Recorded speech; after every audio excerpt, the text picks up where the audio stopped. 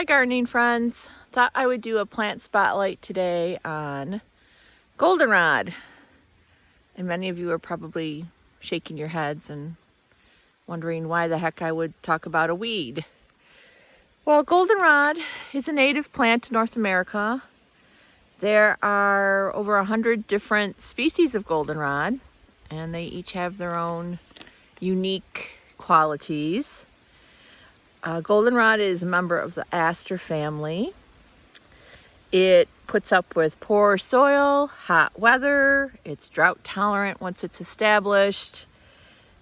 The roots for some of them help deter erosion, so they're good for bank stabilization.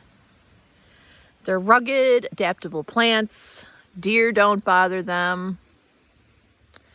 They're basically a low maintenance plant.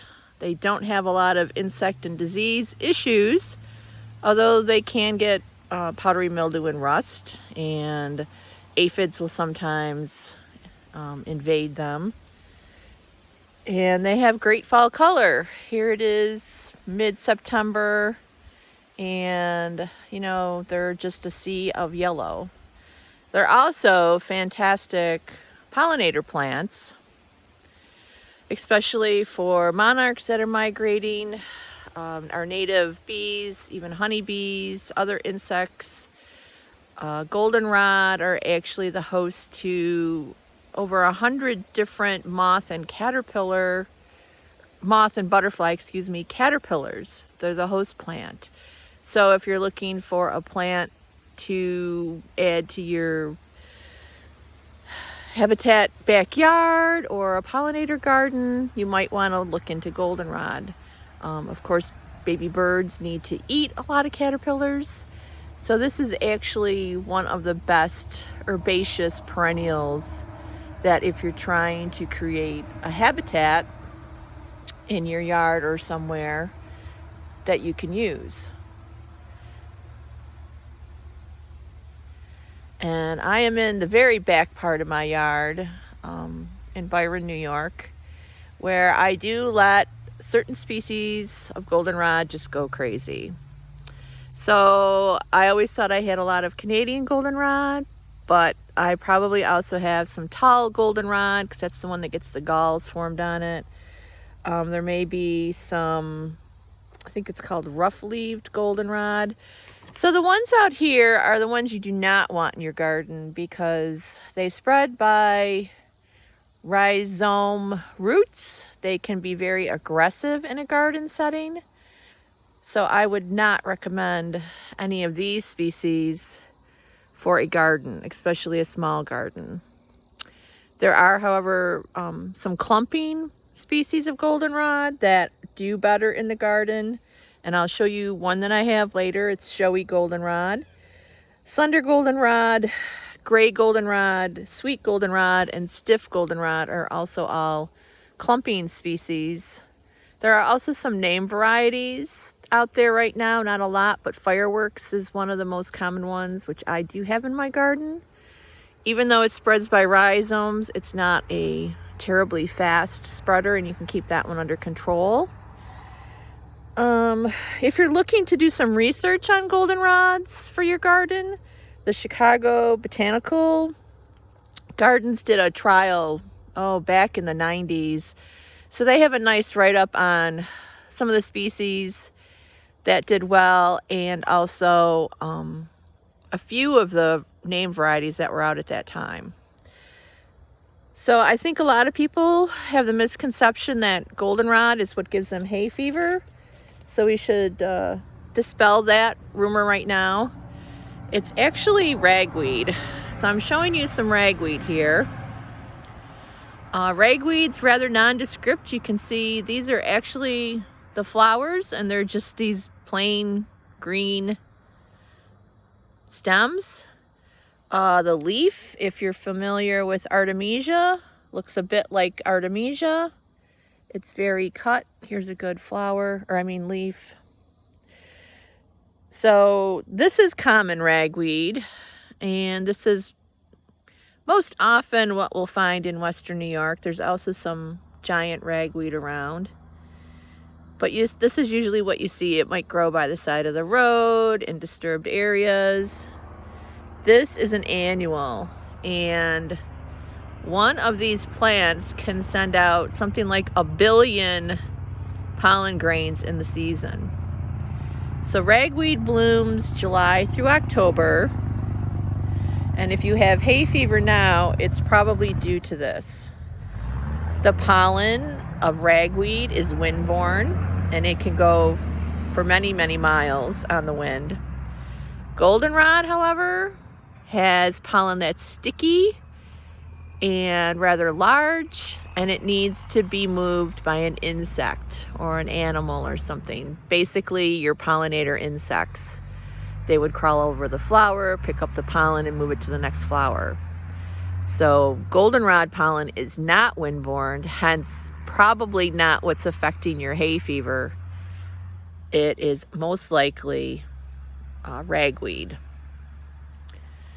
So that's, you know, one bad rap that goldenrod has. All right, so that's ragweed. What else about goldenrod?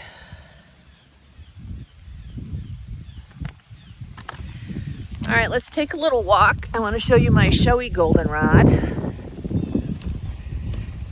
So as I said, goldenrod is really good for our native insects and for migrating monarchs, butterflies, moths. A lot of my goldenrod is actually past its peak, so I have some earlier varieties here.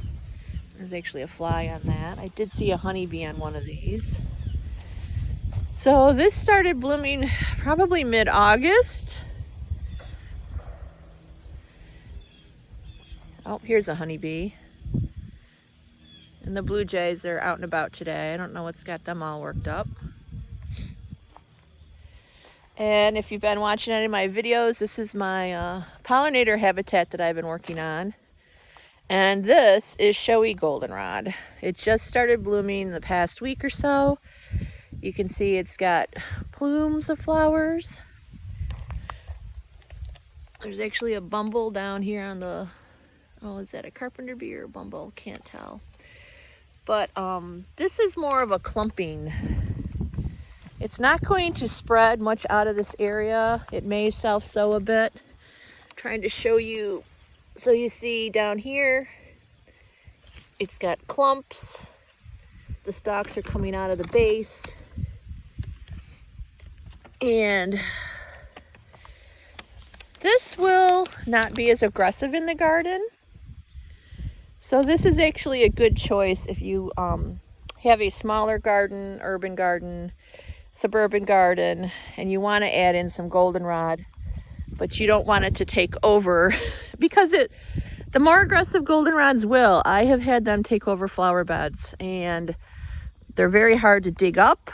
You have to get the garden fork out after a good rain and get the crown out, and the roots intertwine, which is why they're so good at keeping the soil from eroding. But these are not the ones you want in your garden. You want something like this in your garden. All right, let me think if there's anything else I want to tell you about goldenrod today.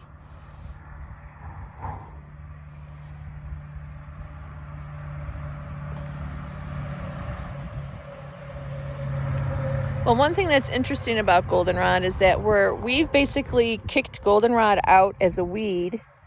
The Europeans have been cultivating it in their flower borders, and some of the varieties we have actually come back to us through Europe. So they have recognized it as a garden flower, at least some of the species. And I know florists also like to use some of the flowers in bouquets now. So there's a honeybee.